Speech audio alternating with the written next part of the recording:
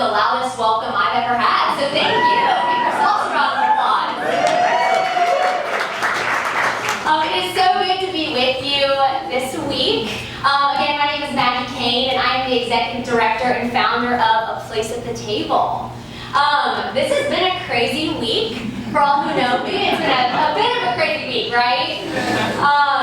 Let me start with this. This was my week. I want you all to take a quick moment of silence to think about the best meme caption for this viral picture going around. Any brave souls? Oh my God, look, Santa. Oh my God! You want one too? Santa, I know him. That one might be better than this one from my friend Danny.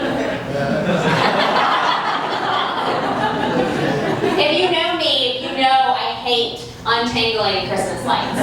So it's very fitting. In all seriousness, you're probably wondering why I'm up here talking about silence, because this week has been loud.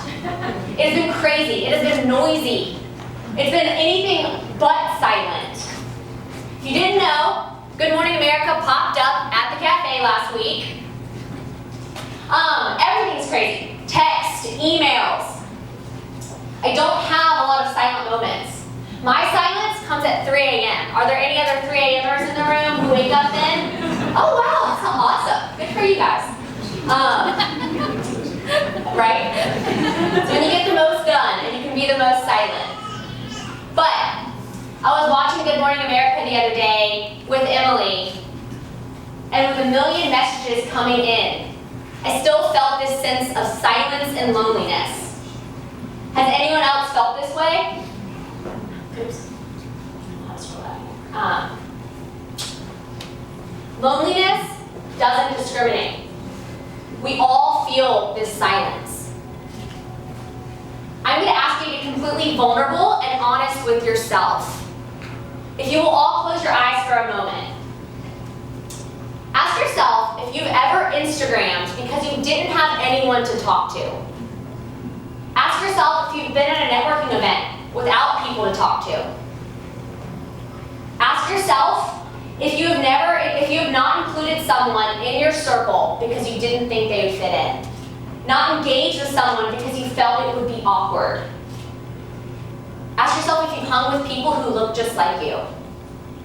Now, imagine a person who is lonely, hungry, living outside, walking street to street without anyone saying hello. Imagine if this person was your partner. Imagine if this person was your best friend. Imagine if this person was you.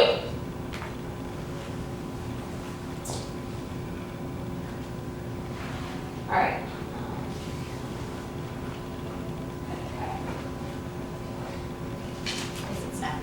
Yeah.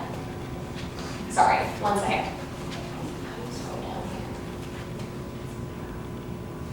I'm one of those weird people that Okay. ask for first. Very sorry. I don't have a Mac either. So Down with this. you down with this? Yeah. Right. Yeah. Like that. Yeah. Nope. Don't know how to do that. I will stand with you. You tell me. No. You're good. You're good. Okay. Just go all the way down. Yeah. Perfect. Okay. You guys can open your eyes. Sorry about that. That's good timing though. Right. We've all felt this pain of silence, right? You know when you're begging to be seen, but feel you can't? We have all felt this, and we all are the ones that are not seeing. We've all been the culprit, and we all continue to perpetuate it. We all are a part of the problem, but we all can be a part of the solution. To be a part of the solution, you don't have to go start a nonprofit. I mean, shocker, who knew what I was going to be talking about today? You don't have to solve hunger or poverty. You don't have to work at a place at the table. All you have to do is do what you've been doing. Do your passion and live your life, but with people in mind. Your passion meets halfway with the world's greatest need. You can find ways to coexist the two. When we are mindful of community and mindful that silence that exists, we can all take baby steps away from it. Let me back up, because you're probably wondering again why I'm talking about silence and loneliness. But this is my story. Now it's my turn to be super honest and vulnerable with you. Did anyone like high school? Raise your hand if you did. Okay, a few of you. I hated it. I loathed it. I didn't want to go to school. That is me if you can't tell. I was not very cool. The left picture. I had no friends. Actually, she was my only friend, and we rode the bus together in the morning. Super cool. I had no friends. I was alone. I was insecure. I didn't have much of a community. I searched the cafeteria looking for someone to sit with. My high school reunion was a couple weeks ago. I definitely didn't go. In college, I finally went to college, and I thought college, you picture, you see movies, it's the seas of community. You get to know everyone on campus and everyone's your best friend. That wasn't the case for me either. My freshman year, I struggled. I did not have community. And finally my third year in college, I met one person who brought me to a club, and it changed my life forever.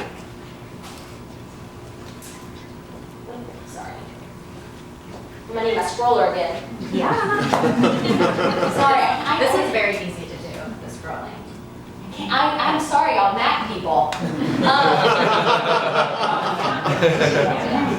Thank you. This is really easy to do. But after going to that club and meeting that one person, the rest of my life changed. I started volunteering at a day shelter, working with people experiencing homelessness. And when I was at this day shelter, I got to know a ton of these amazing people who happen to be living outside. So what do you do when you want to get to know your friends more? You eat with them, right? So we would eat together. Eating with people in poverty means eating at the soup kitchen a lot. So we'd walk down to the soup kitchen, we'd stand in line. Once we got inside, we'd get handed a plate, and then we'd have to find 2 seats. Really, truly, no 2 seats together because it was so crowded. And then we'd have to leave so someone else could come in and eat. And soup kitchens are awesome, don't hear me say that, but it was so different than my life experience. And I saw myself right back in that high school cafeteria, searching for someone to sit with. So I started taking people out for meals. I was with my friend John, who happened to be experiencing homelessness. And I took him out to his favorite restaurant. And when we were there, I said, John, why do we always come here? And he said, Maggie, because when I walk in, there are multiple people who greet me and acknowledge me and see me. Living in poverty means you get treated as invisible a lot. People walk right by you and don't acknowledge you. Here, I'm seen and heard. And I have someone to sit with. And then someone to come and acknowledge me. I saw that silence back in the soup kitchen that people were feeling. And I knew I needed to do something about it. For all the folks in the soup kitchen. For you and for me.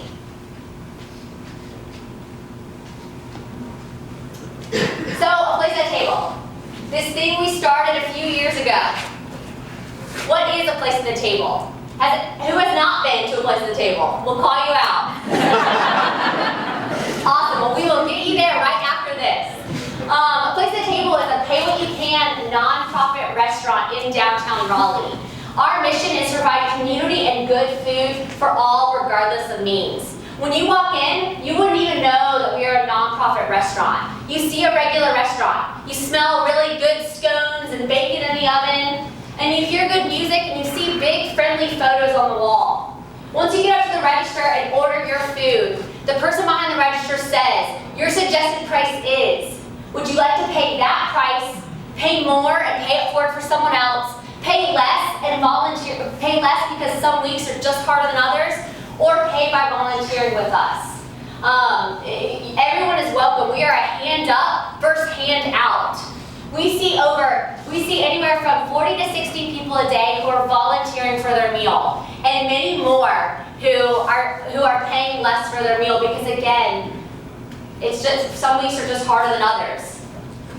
People wanted to call the place at the table Maggie's Cafe, but I said no. Because again, we wanted it to be everyone's place, and it is.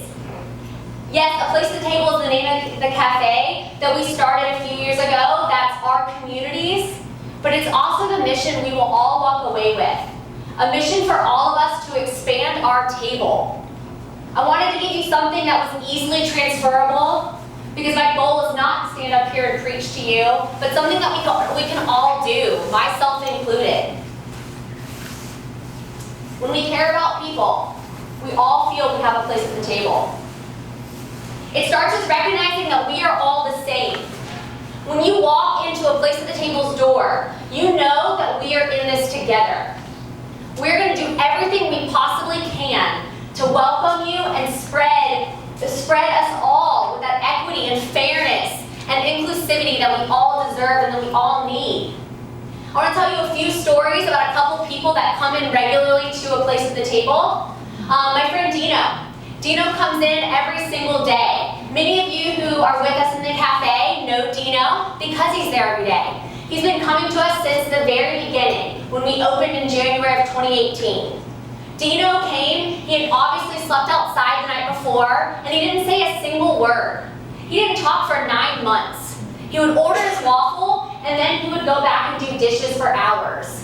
About 9 months in, we finally started bringing people back to the dish room and said, hey Dino, can you explain how this works and tell this person how this works? And then you couldn't shut him up. All he wanted to do was talk. And then a news story came out in January of this year, after a year of being open, and we asked Dino to be interviewed. And I said, no, don't ask Dino, he's not going to do it. But he did, and he talked for 30 minutes about what A Place at the Table meant to him. We also have a couple that comes in every day. I will not say their names, but if you are there constantly, you see them. They are some of the wealthiest people in our community. They come in every day, and they sit at the community table and drink black coffee and read the newspaper. They are now the table to be at. I kid you not, the Dinos of the world, my moms of the world are sitting with this couple every single day, and it is their community spot. It's their place at the table. We also have a family of 4 that came in a couple weeks ago. This family of 4 walked up to the register, and the person behind the register heard them say, y'all, kids, get whatever you want today because we're not going to be eating out for a while. They walked up to the register, they ordered their food, and Liz, the person behind the register, said, your suggested price is, would you like to pay that price, pay less, or volunteer for your meal? And the family said, the mom started crying, the dad said, what do you mean? Liz explained farther, and the dad said, you have no idea what this means. I just lost my job, and we are living on her teacher's assistant salary right now. And all we can really afford is to pay half for our meal. And they did, and they enjoyed their meal in dignity. Me, I'm the last person. I get so much community out of this place. To go from that person who searched in the school cafeteria to find a place, to find people. A Place at the Table has given me my people. I don't feel that silence there in my life anymore. All of us who walk right by these doors and walk in, we're all the same. We are not a soup kitchen. We are not serving meals. We are serving people. We are all the same, and we invite you all to be a part of it.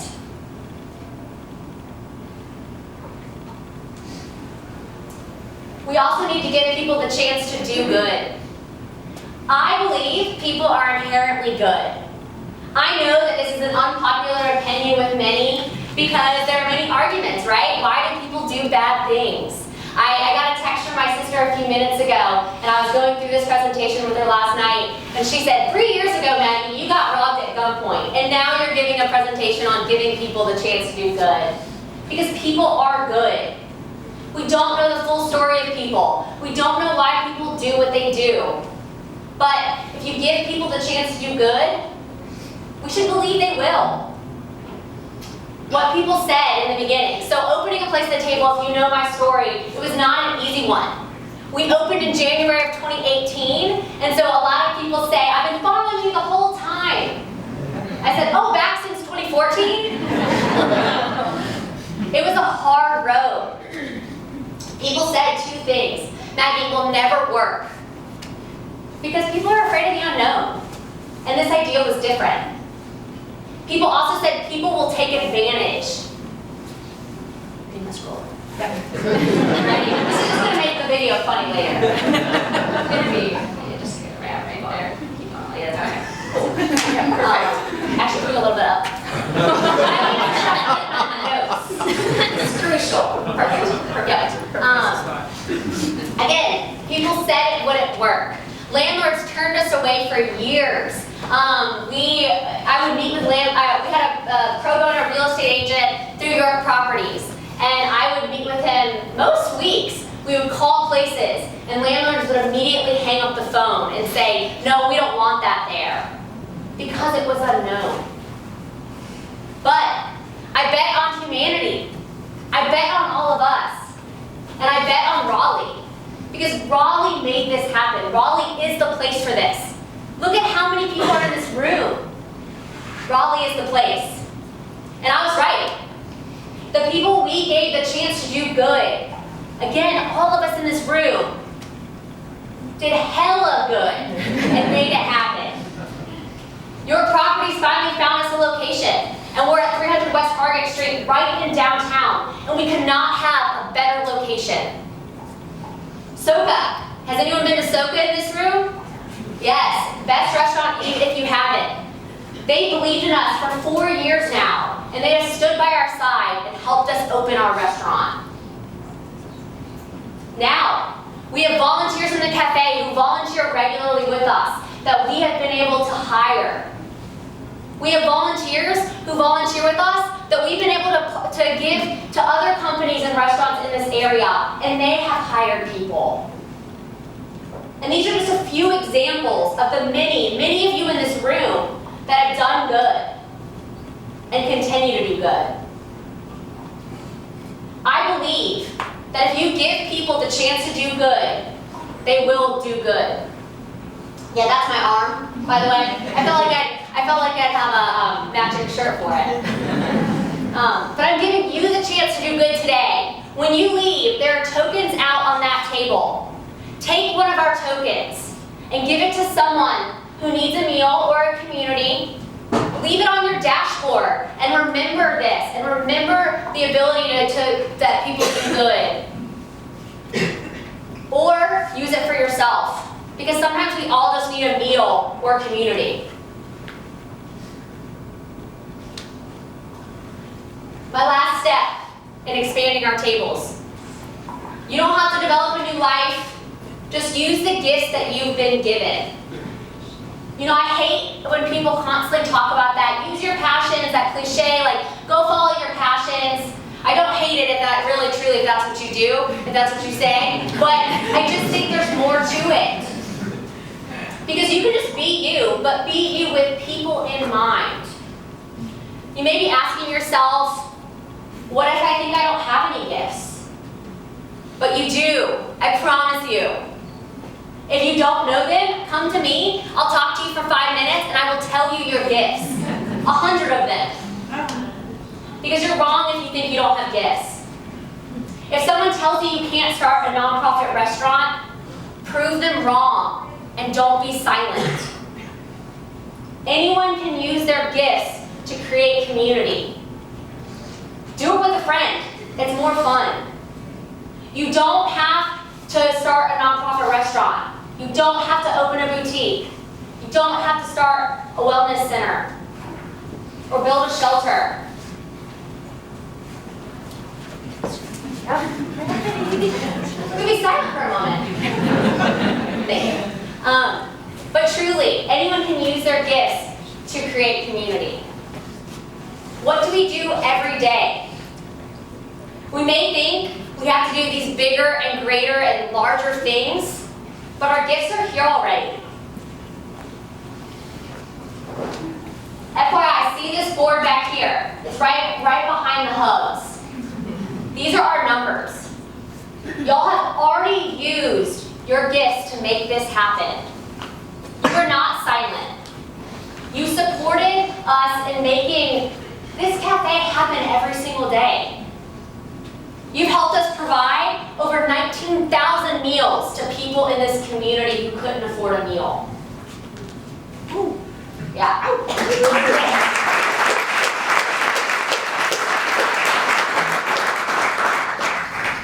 Y'all have paid it forward over 50,000 times. Let that number sink in.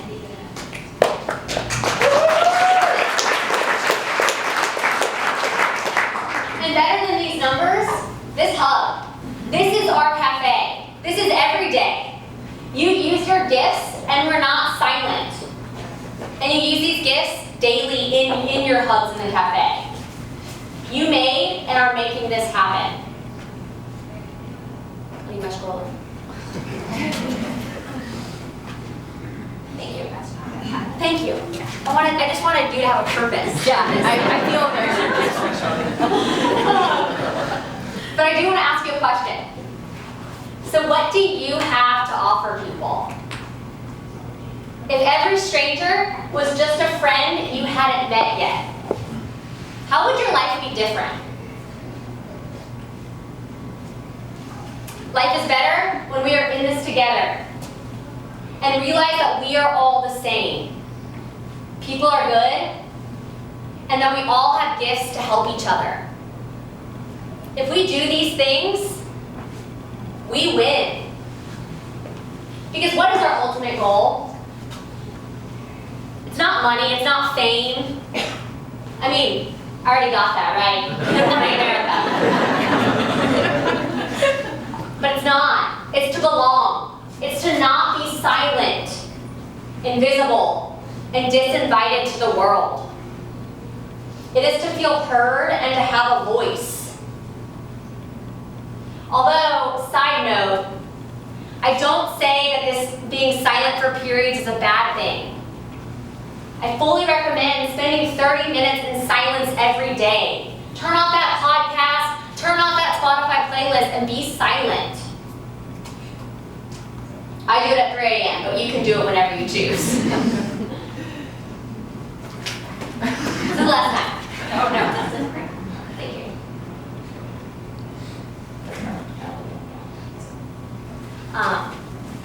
But community is pathway to belonging. And community starts with that one person in front of you. It starts with the person sitting right next to you right now.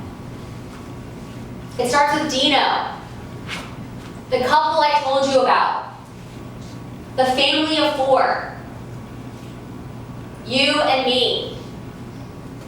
Push past the silence and just go.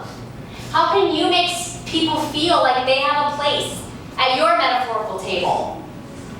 And if you are struggling with this, know you are in good company. Let me remind you, my life looks like I may have it all together all the time. I'm on national news. I get all these awards. But it's not always like that. It's the opposite. It's lonely, it's silent. I still feel this loneliness. I am with you in this. And if you need a place, we all need a place, know that I've got you at a place at the table. We have got you at a place at the table, and we see you. So remember 3 things.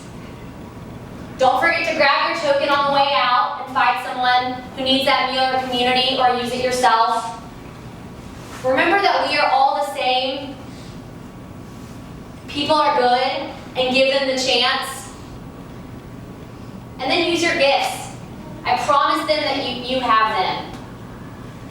Thank you.